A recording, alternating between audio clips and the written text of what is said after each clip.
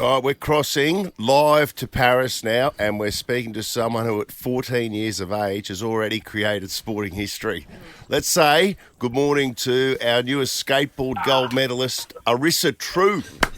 Yeah! Have we got you there, Arisa? Yeah, hi. Hey, thanks for having a chat to us. Congratulations. Tell us a little bit about yourself. You grew up in Cairns and then moved to the Gold Coast, so you're a true Queensland girl. Yeah, well, I was born in Cairns and moved when I was 2 years old to live in Gold Coast. I heard that you got into skateboarding because you said the water was too cold for surfing. Is that correct? Yeah, but when I was 8 years old. And so who actually introduced you to skateboarding, and where did you start? Did you start around just home and then move into bowls around the Gold Coast, or what exactly happened with you? Yeah, my dad introduced me into skateboarding. He just took me to, Pizzy Skate Park, and then I just started, loving skating from then. Do you know that big blue bowl at Pizzy Skate Park? It looks like an empty swimming pool. Yeah. Can you remember how old you were when Suze? It's like an empty swimming pool. It's a terrifying drop, and I knew that Arisa would know about it. But can you remember when you first took that on, or at what age you were skating around those bowls? Yeah, I think I dropped in the peanut bowl, just the smoother one in the peanut shape when I was 9 years old, and then I did the blue bowl, which is called the Death Bowl, when I was 10 or 11. Oh my God! The Death Bowl says it all, doesn't it? Can you imagine? And hey, talk us through the actual the Olympics yesterday, or whenever it was for you, 2 days ago, whatever it was now for you. You had that first run where you had a fall. How did you bounce back from that? Were you completely immune to the pressure of it because you came back, had a solid second run, and then you just nailed that third one with that gold medal winning score of whatever it was, 93 point whatever.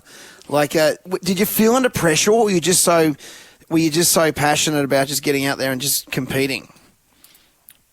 I was just not really feeling any work after that run, because I knew I just fell on a trick that I could do pretty easily, because I hadn't been falling on it at all in the practices or anything. So I just that was just I will not usually fall on it. So I was fine after it, and I just on my next runs knew I had to land it and just give everything. I'll tell you who was a bit nervous watching it. Firstly, your coach. I just saw a video of him with his hands over his face while I was watching that last run to see how he would go. And secondly, was Tony Hawk in the crowd? And was what about that? Was he the one that taught you the 720 and the 900 spin? Yeah, Tony was in the crowd, but I landed my first 720 at the Tony Hawk Bird Alert, and so many people there, Tony himself, and then Mike Frazier, Guy Curry, Tom Shaw, Christian, my coach Trevor, they were all just giving me tips on the 720. And then to do the 900, it was just my coach Trevor Ward. And when you just before you went for that third run, that final run, which you were able to leap from I think third up into the gold medal position, you had to lay it all on the line in that run and make no mistakes. Can you remember what you were feeling like just before then? Before I dropped in, I was just I needed to land everything in that run. And after the first 540 I did, I knew I had the perfect amount of speed because I landed it good. And just to go into the body rail 5, I knew I could do it. So you had plenty of confidence. And what about the deal that you struck with Mum and Dad? Tell everyone about the special pet that you should have coming your way if your folks keep their word. Yeah, so before I got to Paris, just a few days before, I asked my parents that if I won or got to podium, if I could get a pet duck, and then they said only if it was a first place. And then I did, and now I'm allowed to get 2, I'm pretty sure. and how good is that? Do you think a duck is going to be easier for you to look after than a cat or a dog? Because you travel a Don't lot. sound like their parents. No, I think it's impractical. No.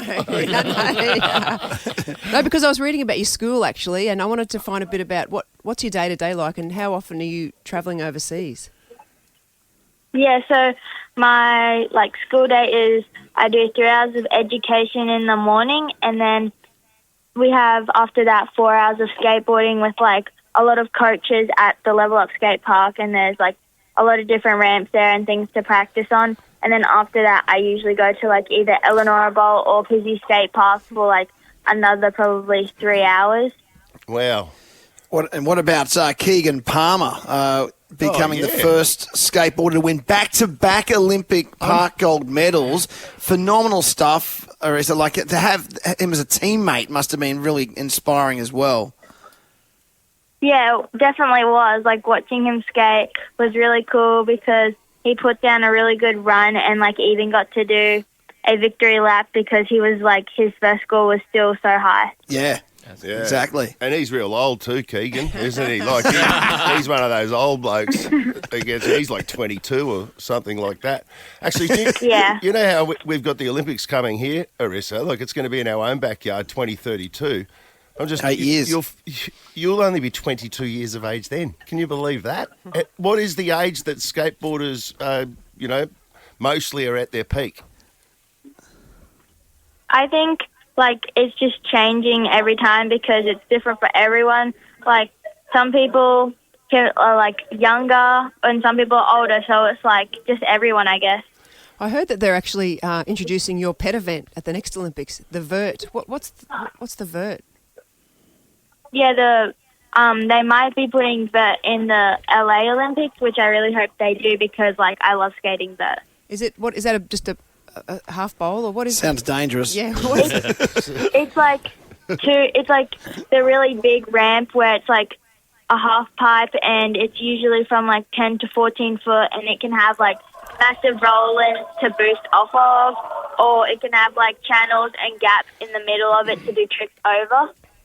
God, that sounds insane. They've got one of those at Pizzey Park? That sounds ridiculous. Yeah. Hey, Arisa, have we got everything we need at Pizzey Park? What are the facilities like for, a young skateboarder like you, the best in the world, and how many other people are getting into the sport? A lot of people are definitely picking up skateboarding, which is really cool to see. And in Gold Coast, there isn't too many facilities because it's more bowls, nothing like the park competitions. We don't have any of those type of facilities, but there's Pizzey, which has a bowl and a street section, and then Eleanor, where I usually skate, is a pretty good bowl. And then I usually also skate Level Up, which has the vert ramps, which I skate every day. Well, speaking of vert, you'll be happy to know, Arisa, I don't know if your team, but just a moments ago, not too long ago, we had another vertical victory with Nina Kennedy in the pole vault. So the Aussie medal tally continues to rise. Wow. Again, to be part of the skateboarding team, but to be part of the Australian team in one of our most successful Olympics ever, must be just amazing to be part of that. Yeah, it's definitely super cool. Oh, Arisa, you might be a chance of holding the flag in the closing ceremony.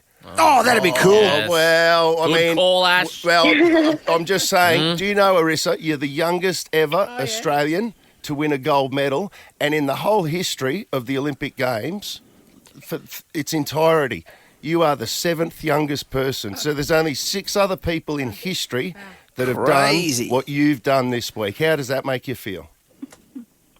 It's definitely pretty insane. I love you. That's good. Congrats, Arisa. Well That's done. amazing. That's awesome. You're a champion. Well done. Yeah. Yeah, Arisa Trew. Thank you. Enjoy the rest of the time there.